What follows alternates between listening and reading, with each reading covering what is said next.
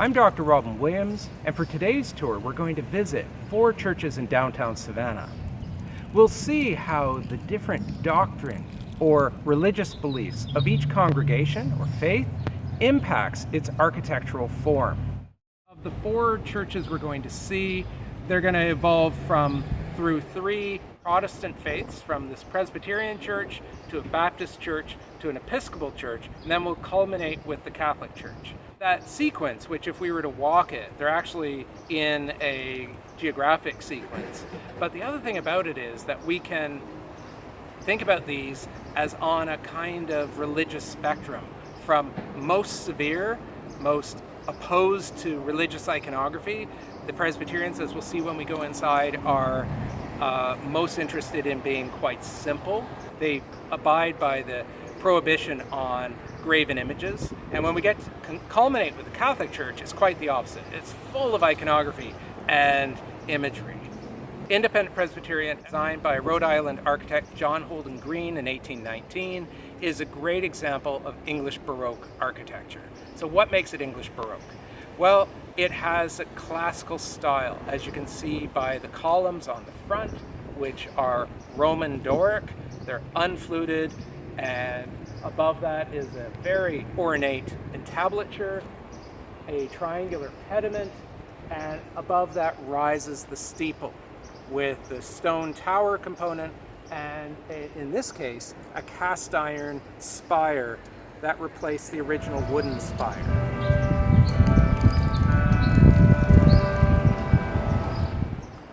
The defining characteristics of an English Baroque church is that it has a single steeple that typically rises out of portico, the front porch of columns of the church. So if you look at the church behind me, you can see that there's a portico and with a granite stone wall where the front door is contained, and then the portico wraps around that, and through that rises the grandiose tower and spire, collectively known as the steeple, that are designed in a typical English Baroque style with ornate classical details, story by story, culminating in the weather vane at the top.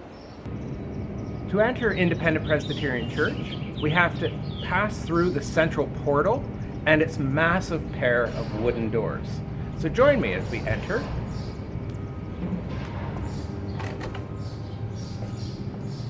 And as we go in, we pass into the narthex.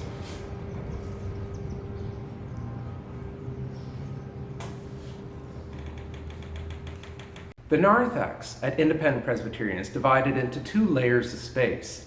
The outer vestibule, which is defined by the pairs of wooden doors, and this inner vestibule, or the narthex proper, which has these curling staircases wrapping up both sides to go to the galleries and provide access up into the steeple.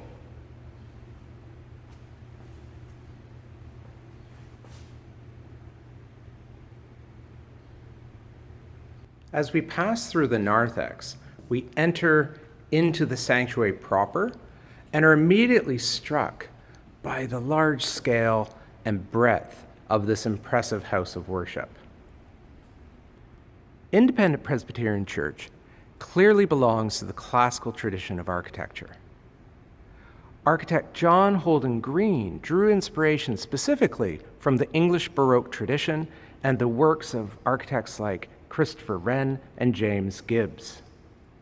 Among the defining characteristics of English Baroque architecture is a generally white interior, a grand use of monumental columns, such as these tall Corinthian columns, that then in turn support a large oval dome, one of the most defining characteristics of Baroque architecture, not just in England, but across Europe.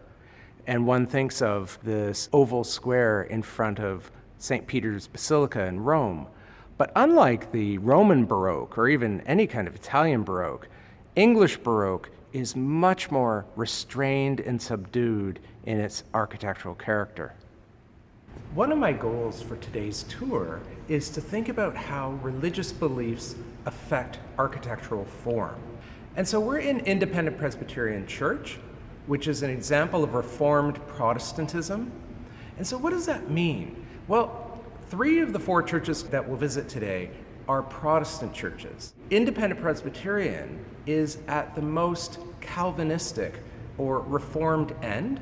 It comes closest to the ideals of Calvin, who followed in Martin Luther in the 1500s in calling for change. Now, the Protestant Reformation began with Martin Luther in Germany, and it was a protest against the Catholic Church for perceived abuses as well as fundamental religious beliefs. And so one of the core ideals of Protestantism is a greater emphasis on readings from the Bible and the relationship of an individual worshiper to God. Another aspect of the Protestant Reformation was the development of different attitudes towards church authority. So in the Catholic Church, you have priests, then bishops, cardinals, and then ultimately the Pope in Rome. But in the Protestant faith, especially, for example, in Presbyterianism, there is a desire to have the congregation governed by councils that at the local level were called a session. So here at Independent Presbyterian, they consider themselves a congregation of dissenters, and their session has a group of elders, a council of elders who manage the church. As we'll see in each of the churches we visit today, a sense of what is most important to that congregation can be determined by looking at what is directly opposite the front door.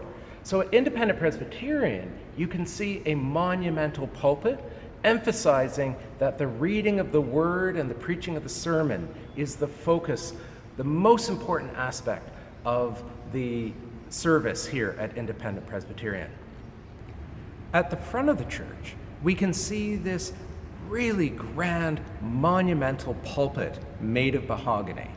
This is the largest of the pulpits that we're going to see, and in the other churches we're going to visit, the pulpits are off to one side or the other, but in Independent Presbyterian, it occupies a central and dominant place, and clearly is the focal point of the interior of Independent Presbyterian. Its role is to provide a platform for the preacher to offer the sermon and lead his congregation in worship, and for readings from the Bible.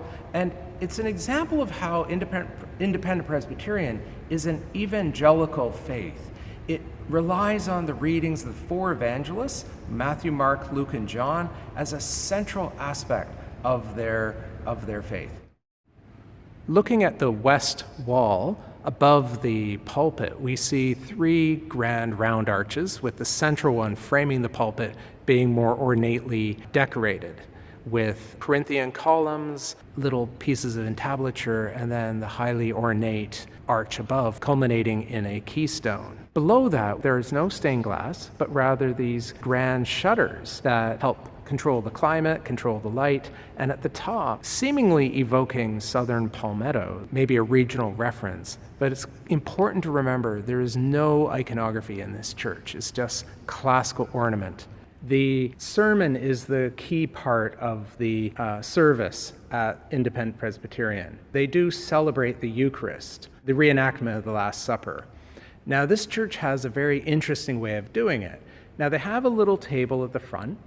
We would not call this an altar. On important feast days during the course of the year, they set up a long table down the middle of this aisle, and all the congregation sits at the table. One of the distinctive aspects of Independent Presbyterian is the reverberation that occurs because of the dome, and it's most pronounced directly under the dome. And you can hear, hopefully you can hear my voice reverberating, but also the dome, as you can see from this angle, is oval in shape.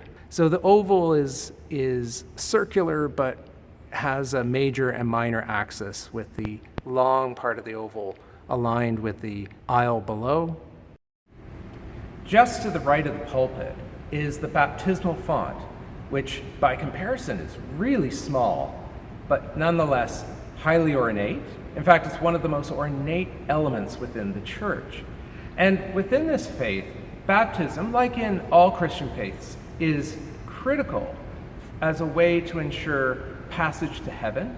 But in this church, it happens when you are a baby, and it's what's basically watered, sprinkled on the head, and a baptism of what's called aspersion. Another characteristic of this church is its clear glass windows, which might seem surprising since we usually think of churches having stained glass windows. But the clear glass follows the more Puritan preference of avoiding religious iconography and imagery that one typically finds in stained glass windows. This congregation avoids explicit representational ornament. So not only is there no stained glass, the windows are clear, but you can see around the perimeter of the church, there are these concave areas known as niches, or niches if you prefer, that are purposely left empty. And they surround the perimeter of the sanctuary space. And these empty niches are indicative and underscore the idea of a lack of iconography. Independent Presbyterian Church was the first church in Savannah erected on a row of tithing lots instead of being on the designated public building lots, otherwise known as trust lots. As the congregation grew, in fact, Independent Presbyterian had 2 former houses of worship on trust lots northwest of this location. But in 1819, they had outgrown those sites and they needed a bigger location. And as the city had grown south and laid out a 3rd row of wards south of South Broad Street, which is behind me, they had the luxury of buying 5 tithing lots, a whole half tithing, and along the south side of Oglethorpe Avenue, then known as South Broad Street, fronting on Bull Street to my left. The church had such a large site that it had the luxury to be able to put a large space in front of the church. And what we call that is a parvis, French word meaning a front lawn or front space in front of the church. So when the congregation comes out of the church, they have a nice congregation space without spilling onto the sidewalk or into the public realm. To the north of the church, to my right, is South Broad Street, now called Oglethorpe Avenue. And so Independent Presbyterian chose a location along this grand new avenue, which essentially functions like a linear square. And so if we pan over here to the right, we'll be able to see Oglethorpe Avenue and Bull Street, one of the most significant intersections, a prominent location facing Bull, a key idea in our discussion of where these churches located. And so being on Bull Street was a great status symbol, and then of course being alongside this new grand palatial avenue that originally had a promenade down the middle added to the church's urban prominence. Independent Presbyterian has a campus of buildings, including their original Sunday school building, and they have a parking lot, and they have buildings in behind the church on both sides of the lane that is to the left. You can see behind the church sanctuary, where those are the windows we saw from the inside, there is the current education building in behind, along with church offices, and there's another building off to the left here across the lane. In 1889, the last great fire to ravage downtown Savannah destroyed Independent Presbyterian Church. The congregation wasted no time to hire Boston architect William Gibbons Preston, who had designed some of the most prominent buildings in Savannah in the 1880s, such as the Cotton Exchange and the Romanesque-style Chatham County Courthouse. But they didn't give him the license to bring in a more contemporary style, but rather insisted he recreate identically the original design by Green. But they did allow Preston to upgrade the quality of the materials to be more fireproof. So the walls of the church are made out of solid granite, including the columns on the portico, and the steeple is made out of cast iron, a material that was still believed at the time to be fireproof, replacing the wooden steeple designed by Green.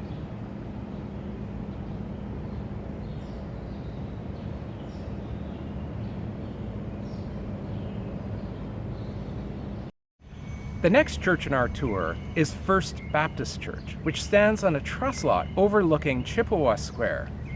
And it's just a couple of blocks away from Independent Presbyterian Church. In fact, you can see it between the buildings, just over there to the left. So before we move on to our next church, we pass by some fragments of the original Independent Presbyterian meeting house that stood on one of the squares closer to the river, one of the original squares, St. James Square, now called Telfair Square, on the site of what's now a government building. And this structure was erected in 1759. It's one of the oldest structures in Georgia and was damaged by the British during the American Revolution. And ultimately the church, the congregation left that church to build the one that we just visited in 1819. So the stones have been reconstructed here in 1980 in an approximation of what they believe the facade of that church looked like. And what's impressive is that the marble of this facade actually was imported from England and is among the oldest architecture standing in downtown Savannah.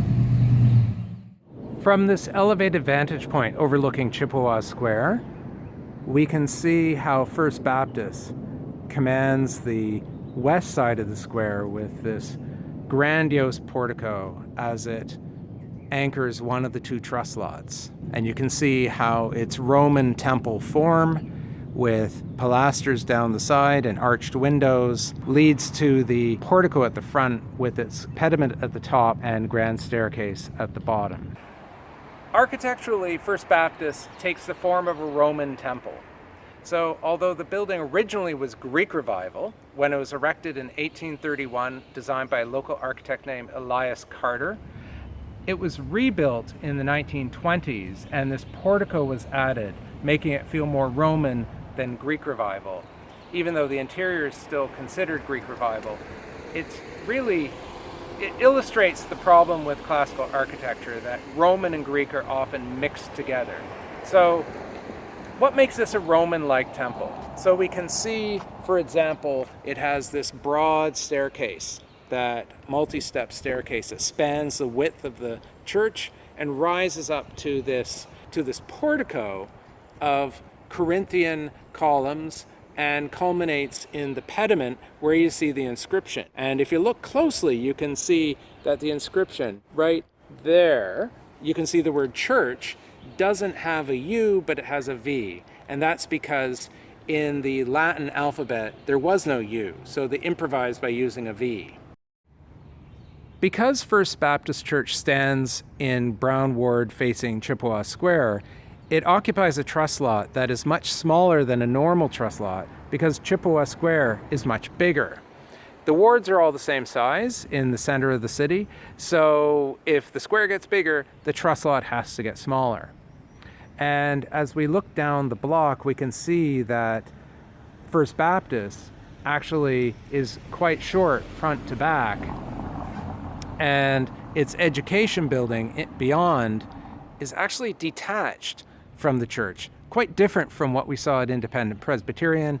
And as you see, that car is literally turning between the church and its education building. So let's go closer and take a closer look. In keeping with the tradition that truss lots are more dressed up and formal in their architectural character, in fact, that sense got stronger and stronger through time. So this church originally had a more modest, recessed portico, more in keeping with its Greek Revival origins from the 1830s, but in the 1920s, the current portico was added and dressed up the building in an even grander fashion. On the southwest truss lot, underwent a similar kind of transformation with the original two-story house being aggrandized with a third floor. And when that happened, the big portico you see on the left, the monumental portico, was added. Originally it was just a small one-story rounded portico. And so that also happened in the early 20th century. So this idea of dressing up in ever more formal architectural character was typical both of churches and of private homes. Anything standing on a truss lot was eligible to be dressed up in this manner. So it's a characteristic of Savannah architecture and how buildings responded to that stature. Unfortunately, I was unable to access the interior of First Baptist Church before it closed due to the coronavirus. So you'll have to imagine climbing the large staircase of the portico that we've just seen and then passing through a shallow narthex. Upon entering First Baptist Church, it resembles Independent Presbyterian in its overall simplicity, white color, and general lack of ornamentation, but on a smaller scale. The two churches are similar in their avoidance of ornament, and like IPC, First Baptist also has clear glass windows, as you can see to the right and left. The width of the church is much narrower, being defined by the 60-foot width of the truss lot. It is also noticeably shallower from the back where we enter up to the front that you can see in this photo. Again, because of the smaller truss lot size given the larger size of Chippewa Square. More so than the exterior though, the interior retains its Greek Revival style, as you can see by the effect of the columns, here appearing as unfluted pilasters, encircling the space, much like how the columns on a Greek temple line the perimeter. If we zoom in, we can see a small set of Greek Corinthian pilasters and columns framing the central baptismal pool, and a Greek vase in a split pediment in the middle over that opening. Located directly opposite the central front door, the baptismal pool that you can see in the middle of this photo, literally a large recessed rectangular space like a bathtub, roughly 8 feet wide, 6 feet front to back, and about 4 feet deep, highlights what is central to this faith, the rite of baptism. In fact, it gives its name to the religion. For Baptists, the act of being baptized is up to the individual to decide, and so happens as a person approaches adulthood or even later. The baptism itself is by immersion, as opposed to the sprinkling of water, called aspersion, used by the Independent Presbyterians, and as we'll see, also by the Episcopalians. On the raised level to either side of the baptismal pool, we see the pulpit to the right is significantly smaller than the one in Independent Presbyterian, but it is more substantial than the lectern, which we see over on the left. And we can just make out that both are fronted by a simple crucifix built into the woodwork of the pulpit and the lectern, the only explicitly religious ornament in the whole of the architectural design. So let's now head back out of the church, back down the stairs. At the back corner of First Baptist Church, we can see the apse sticking out into the sidewalk, in fact, and the church itself backs onto Whitaker Street, which passes between it and its education building that stands on the rear half of the truss lot in behind. So if we look a little bit farther to the left, we can see Orleans Square in the distance, right over there, and the truss lot that faces Orleans Square actually is, you would think that a building on the truss lot facing Orleans Square would orient to that square, but in fact, the First Baptist Church, and you can see its church offices face this wider central street, which is McDonough Street, and here we have the First Baptist Bible School indicated over the door. So once again, this idea of a kind of caboose, engine and caboose, so the church is the engine, as it were, but unlike the other churches, in fact, Independent Presbyterian, its education building is just down the street there, but with First Baptist, it's become uncoupled because of the size of the truss lot, whereas the education building stands on a normal 180-foot deep truss lot, and it illustrates the adaptability of church complexes to the urban plan of Savannah. What I like to think of as urban elasticity of how buildings and institutions adapt to the requirements of the plan.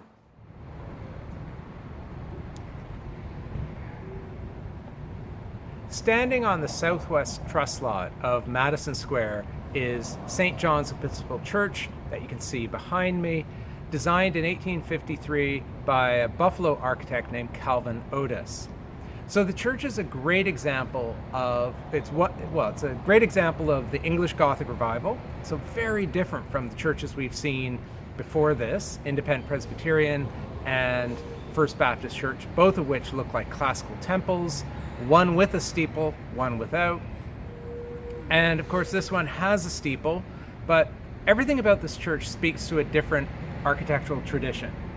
And as the camera pans up, you can see that the steeple has features like pinnacles and the spiky bits. That's an official term. The spiky bits that one can see. So the pinnacles, which are right here. We have the spire. We can even see very subtle little flying buttresses. And then as the camera comes back down, we can also see pinnacles along the front and back end of the sanctuary space here. Another defining characteristic of the exterior are these buttresses, these sections of wall that stick out perpendicular, and you can see them all down the side of the church. So buttresses, pointed arches, pinnacles, and flying buttresses, and even gargoyles that were up there on the spire are, and if we go back up, we can see very small, but there they are, the little creature-like gargoyles that help eject the moisture off the church.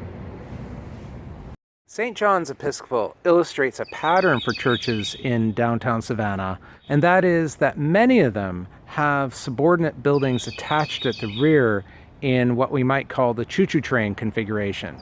So the main church proper is here, but there's an education building attached at the west end to the rear that you see in the distance that originally served as an education building and now serves as church offices. Like other churches, St. John's essentially has a campus of buildings, and over time they acquired the Gothic Revival mansion that was built around the same time in the early 1850s, the so-called Green Meldrum House, made for a Mr. Green, a British citizen who was a wealthy local businessman, and he erected this mansion, and the front door faced Macon Street, where I'm standing, which was subsequently turned into a garden after the church acquired the house in the early 1950s.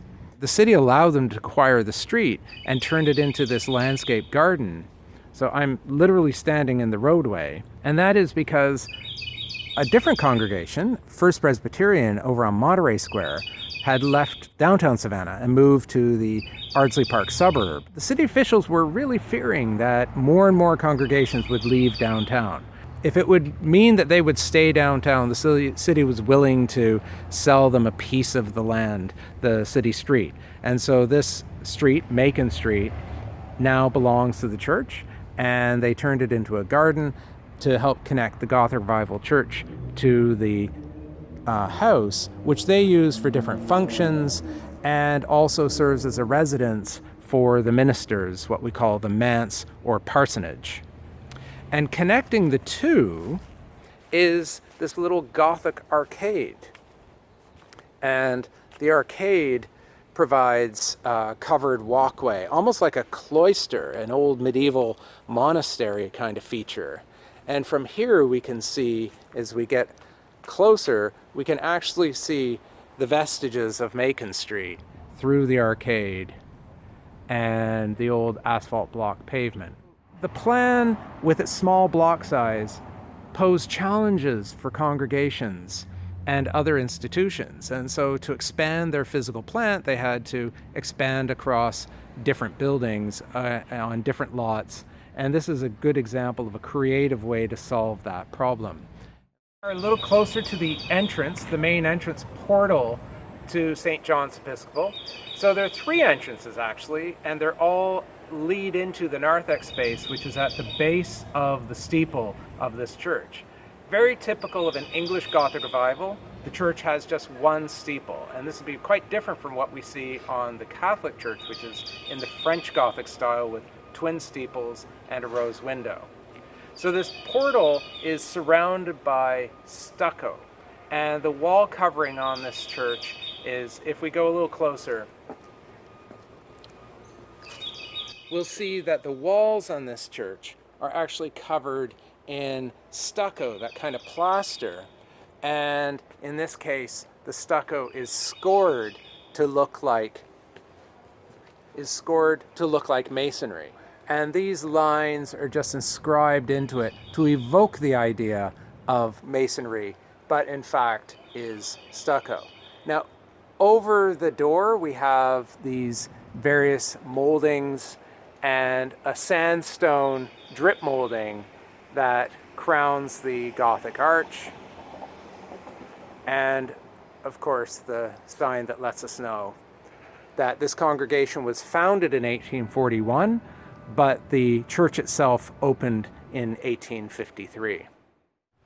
As we pass through the entry doors, the main portal of St. John's Episcopal, we enter into its narthex, which in this case is underneath the steeple that projects from the main body of the church. So follow me as we pass through the doors of the narthex and enter into the church proper.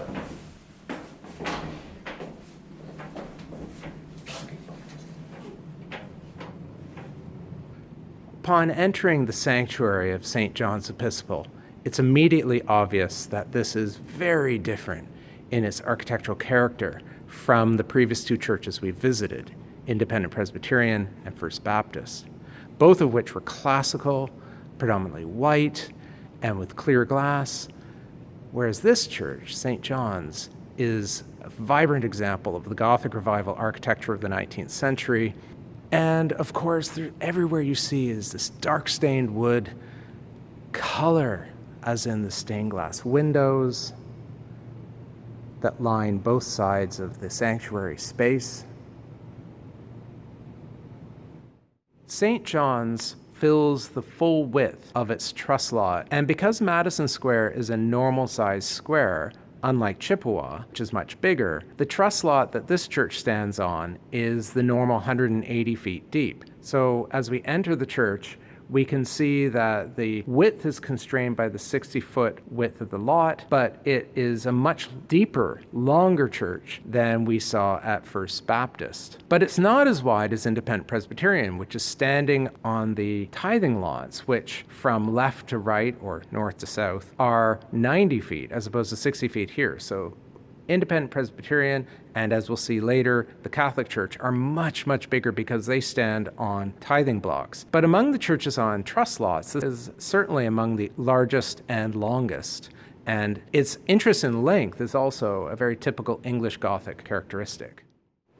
So how does St. John's Episcopal fit into the spectrum of Protestant faiths that we've been looking at so far in our tour today?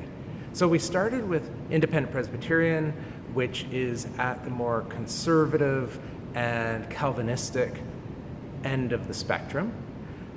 And closer to that is also First Baptist. But when we get to St. John's Episcopal, we're in a Protestant faith that is almost Catholic in the way they celebrate the rites of the Eucharist, the Mass in general. But there are some very, very fundamental differences between the Episcopalians and Catholics. And by the way, the Episcopalians belong to the Anglican Communion, the Church of England.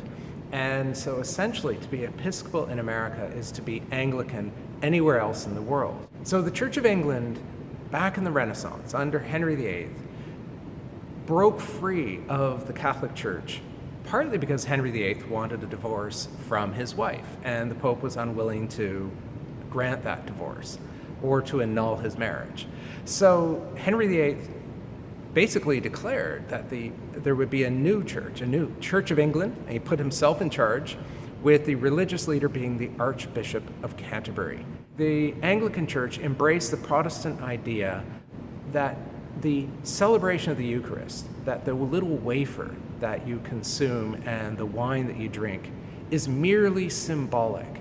It is not the actual body and blood of Christ, which is fundamental to the Catholic faith, where they believe that when you go up to the front of the church and consume these items, you're literally taking in the body and blood of Christ through a process that the Catholics call transubstantiation. For the Anglicans, their belief is that this is a merely symbolic act, and this is in keeping with other Protestant faiths. As we move from the sanctuary space, at the west end of the church is an area that in this church is called the chancel, and can also be referred to as the choir, because central to an Episcopal service is the role of music, perhaps more so than in the other churches we've seen. And they've dedicated this space up at the front for choristers, the members of the choir, as well as the organists, which you can see the console right there. During the Anglican service, you would move up to the front and kneel at this rail and kneel on these cushions and receive the sacraments, the host and the wine, which have been prepared for the service by the minister, in keeping with the old-standing Catholic tradition of the altar being at the end of the church, opposite the door. So whereas in Independent Presbyterian, we saw a pulpit, and in First Baptist, we saw a baptismal pool, here in St. John's Episcopal, we have the altar opposite the door, indicating the most important feature of the church. So let's now talk about the architecture. So one of the characteristics of the English Gothic Revival is to have what we call a flat apse, the flat end of the church, as opposed to what we'll see in the Catholic Church, which is more of a rounded or polygonal apse. Now, rising above the altar, in very English fashion, is a flat end wall, in this case the west wall, and it's decorated with an elaborate panel that we call a reredos, an ancient Greek word that refers to this elaborate panel that is basically a backdrop to the altar. And here we see a resplendent risen Christ who has died on the cross, been buried, and 3 days later rose on Easter to ascend to heaven. Around him are a host of angels celebrating his ascension. So this is very different from the image of Christ we will see in the Catholic Church, where it is the dead Christ on the cross, the suffering Christ. This is the risen Christ, filling the congregation with hope. Looking closer in, we can see the representation of Matthew with his angelic wings, and Mark, the winged lion. And if we pan down, we can see Luke and John as the bull and eagle, respectively. Typical of all Christian churches, the reading of passages from the Bible, reading from the Gospels of the New Testament, lessons from the Old Testament, happen in this church as well, but as a reflection both of the affluence of the congregation and a kind of material ornamentation. So in contrast to Independent Presbyterian, which avoided religious iconography, the Episcopalians aren't hesitant to show off their love of ornament and how that is a reflection of their faith. So here we have the lectern depicted as an eagle, as a reference to John the Evangelist, and the lectern itself is crafted as this elaborate church steeple in a manner that's typical of the English Gothic Revival, that not only was about Gothic arches and vaulted ceilings, but the church furnishings. Balancing the lectern, which is on the left, we have the minister's pulpit, where the pastor would preach the sermon. And here we can see it's a little larger and also elaborate in its Gothic ornamentation, but a little more prominent, and the platform that the preacher would stand on would raise him up higher than someone standing at the lectern, giving a sense of the hierarchy and importance of the preaching of the sermon. The decorative details you can see in this are also Gothic, using what's called a quatrefoil. These four-lobed rounded shapes are known as quatrefoils, and that is very typical of the Gothic Revival based on medieval ornamentation. So in this faith, like the others, baptism is very important. And for most Anglicans, they get baptized as babies. And so the font, unlike at First Baptist, which was a pool at the focal point of the church, in St. John's, it's this little font to the right of the pulpit. And it's quite small. It's made of marble, and it has this wooden brass cover that can be taken off. And here, a baby would have water just sprinkled on their forehead in what we call aspersion. Unlike the effusion used in the Catholic faith and full body immersion in the Baptists, Anglicans just have a few drops sprinkled on the head. Another defining characteristic of St. John's Episcopal and its Gothic Revival style is the love of stained glass, a technique that comes from the Middle Ages, was embraced by the mid-19th century when this church was erected. Let's look at one window as representative. Now, each of these windows depicts a scene from the Bible, and this scene may be familiar to most of you, is a scene depicting the baptism of Christ in the River Jordan. The Holy Spirit is descending from heaven, and you can see John the Baptist on the right wearing his bearskin tunic and holding the shepherd's staff. And below, we can see a dedicatory panel. And each of these windows was dedicated to the memory of someone in the congregation. And this is typical of many churches. Let's take a look at the stained glass windows with a little more detail. As we walk down the central aisle, we can see the different scenes from the Bible as depicted in the windows. So we're looking currently at the north side of the church, the side facing Macon Street. Here's the south side, and it's a bit cloudy outside, which is actually good for shooting because the sunlight would make it too contrasty. But we can see these different scenes, and where they're from in the Bible is actually indicated underneath the scene. All of these are from the New Testament, scenes from the life of Christ. We can see that this scene depicts the beginning of miracles that Christ did in Cana of Galilee. And this scene in particular is from the book of John, chapter 2, verse 11. If you've ever heard the expression, to quote something chapter and verse, that's a reference to the Bible. The most English aspect of this church on the inside is this elaborate wooden ceiling. So it is a Gothic Revival church. The ceiling, instead of being supported by columns, as we'll see in the Catholic cathedral, is instead supported by these brackets that come out from the wall with a beam extending horizontally to this point.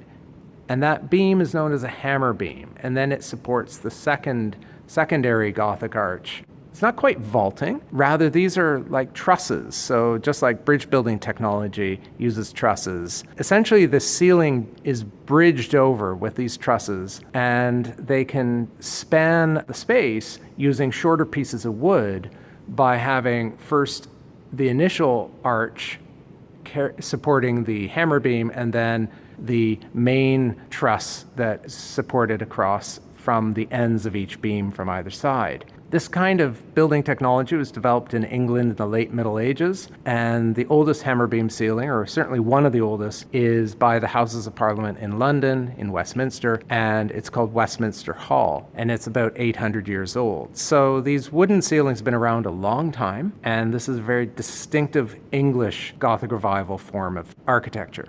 Here's a closer view of the pipe organ with its host of angels and their trumpets added as a nice decorative feature. But music is central to the Anglican and Episcopal faith. And in fact, right behind the organ is the steeple. And in that steeple, one would find a carillon. And many of you who have been in Savannah might be familiar with the area around Madison Square where Griffin Tea Room is. And in the afternoons, you may have noticed that there are these carillons, songs basically being played with bells. St. John's is quite renowned locally as having the most elaborate sets of bells that play these songs. That's very typical of the Anglican and Episcopal faith.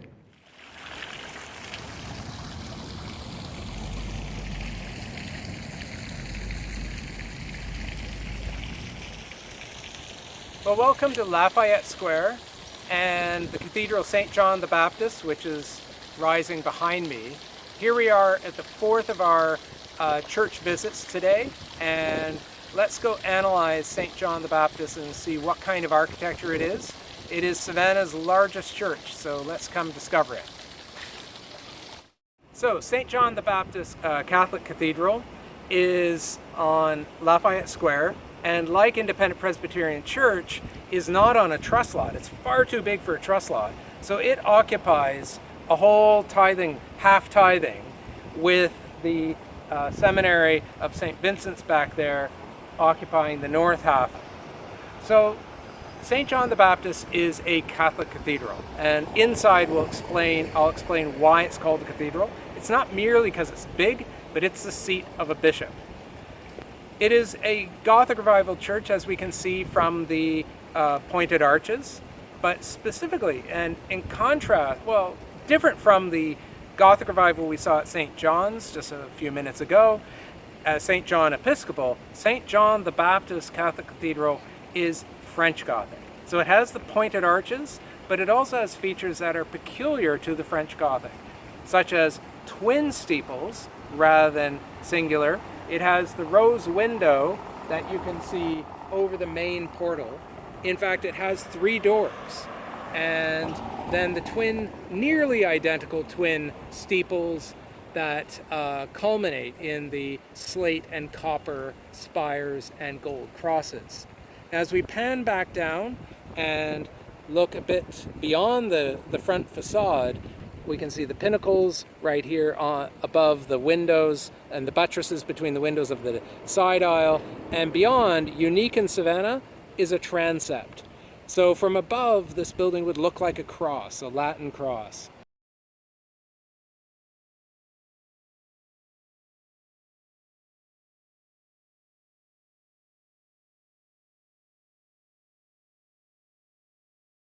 It is covered in stucco and painted white, a color that is perhaps synonymous with the purity you get from baptism. The church is, after all, dedicated to St. John the Baptist, the person who baptized Christ in the River Jordan. And like Independent Presbyterian, there is a forecourt area, not quite as big, but a forecourt area, a parvis that allows the people coming in and out of the church, to gather out in front. As we approach the Cathedral of St. John the Baptist, we're going to enter through one of the side portals as opposed to the main central portal, which is really used more for major feast days and major religious events. So this is the daily entrance, and as we enter, everyone remember to remove your hats or caps. Upon entering the church, one passes into the narthex, that transitional space between the outside world and the sanctuary within. Here we are inside the Cathedral of St. John the Baptist. To be respectful, I'm not raising my voice much, so hopefully you can hear me. So we're going to go through the church and see how this Catholic church differs from the Protestant churches we have visited. So join me as we explore this magnificent and most ornate of Savannah's churches. Upon entering through the narthex, we would normally come through the middle doors, and straight ahead in front of us is this grand baptismal font, which once again for the rite of baptism is closer to the door in some Catholic churches but this one also doubles as having the little basins where you can dip your fingers and do a little sign of benediction, which many Catholics do upon entering a church. The rite of baptism in a Catholic church involves efflusion, where water is poured over the forehead of a baby early in their life, as opposed to aspersion used more typically in many of the Protestant faiths that we've already seen. So if we look up, we can see this amazing church interior where clearly it's the polar opposite of Independent Presbyterian. This one, ornament is on every surface, and from the walls to the ceiling and even the columns. So let's explore to understand why this is. Directly opposite the main entrance is a clue as to what's most important for the Catholic faith, and that is the main altar. And what we see in front of us are actually two altars. I'll explain that a little later as we get closer to them. But in fact, the Catholic faith has multiple altars within the church to serve different scales of Mass, but the main altar on the central axis at the end of the central aisle, it tells us that the celebration of the Eucharist is the most important component of the church interior. Here's a closer view of the historic original Gothic Revival main altar, where up until 1965, priests would have celebrated the Eucharist with their backs turned to the congregation and spoken the Mass in Latin. But Pope John XXIII in the mid-1960s convened the Second Vatican Council, a kind of convention of bishops and cardinals and other religious leaders in the Catholic faith, and they made the decision to reorient the Catholic Mass so that the priests would face forward and engage the congregation and speak in the local language or the local vernacular. In this case, in Savannah, that would be principally in English. So we have a modern altar made in the 1960s with its slightly whiter, grayish white marble and the historic 1900 altar in the background. To the right, from our right, is the pulpit where the priest would preach the homily and the sermon. And you can see it's Gothic Revival and has references to the four evangelists, Matthew, and John and Luke, and then Mark presumably on the other side. From this angle, we can actually see in the background, since we're in a good place to talk about this, one of the original stained glass windows. In the back corner of the church, or maybe I should say front corner of the church, beside the altar of the Virgin Mary, is one of the few windows that survived the fire of the 1890s. So this is an 1870s stained glass window. And you can see it has a kind of a cartoony quality and a focus on basic primary colors from the red quatrefoil at the top with some green, and then the dominant blue down below. Of course, it has some other colors, but red and blue would be the main colors. Now, if we pan to the right and compare that to the stained glass around 1900, we can still see those colors, but we can see more golds and purple and yellows, more surface texture built into the glass. This was very typical of stained glass from around 1900, and all the stained glass windows, with the exception of the few originals from the 1870s, all the replacement windows from about 1900 came from Austria. And this was the glass making evolved from a very early Gothic style to a much more advanced, much more naturalistic Gothic Revival style by 1900. To our left is the lectern, where a member of the congregation would read a passage from the New Testament. And that's very typical of a Christian Mass, is to have some member of the congregation read. And that lectern, as it's usually called, appears to be portable and could be pulled out forward, but it's definitely subordinate to the altar and to the pulpit. You can hear the organ being warmed up in the background, so hopefully you can continue to hear me. What makes this a cathedral is that it has the bishop's throne, and that central seat here directly in front of me is the throne of the bishop. And a throne in Greek is called a cathedra. So a cathedral is a church that has the throne of the bishop in it. St. Peter's in Rome, for example, is not a cathedral. Cathedral doesn't mean a big church. It means the seat of a bishop.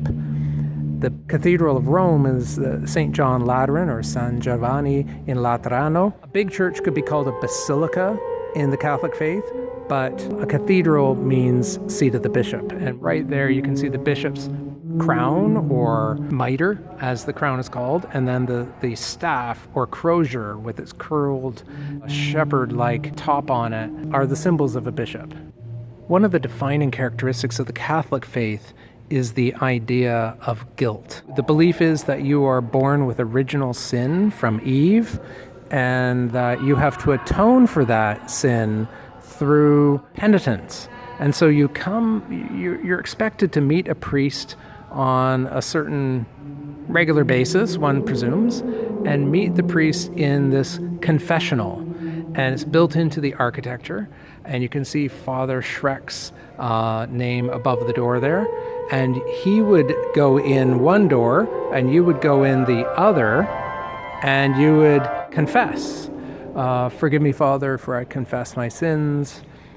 Lining the side walls of the nave are what are called Stations of the Cross, and these are also very typical of a Catholic church, and they represent scenes in the last day of the life of Christ, from his trial and sentencing to having to carry the cross through Jerusalem and the various problems he faced and the persecution. And over on the south wall, you see him being disrobed and nailed to the cross, crucified, and then concluding with the deposition and the entombment. And the idea being a reinforcing of the suffering of Christ and how he died for our sake. Following on the Stations of the Cross, we see a small altar, one of 5 altars at the front of the church, with an image of crucified Christ, the suffering Christ, with his wounds and his lifeless body just hanging off the crucifix. So that's, again, the emphasis on suffering and his suffering for our sake. The altar a little further back is of the Virgin Mary, a very popular subject for worship in the Catholic Church. And you can see this altar is quite elaborate and in a Gothic Revival style, and it underscores a characteristic of the Catholic faith, and that is to believe in the host of saints, that you could pray to all sorts of saints for their intervention to help you. So to the far left we see St. Francis, and then second from the right we see St. George slaying the dragon, who is representative of evil and sin and Satan. So stained glass windows, clearly different from the clear glass that we saw in the other first 2 churches. And the Catholics, like the Anglicans, have no problem using ornament in their churches and would have this every surface possible, from the stained glass windows to the upper parts of the walls, to depict scenes from the Bible or saints who were important to the congregation. And up in the upper parts of the chancel and into the apse, we can see Matthew and Mark, and on the other wall would be Luke and John. So the 4 evangelists in their central location. Talk about the architecture.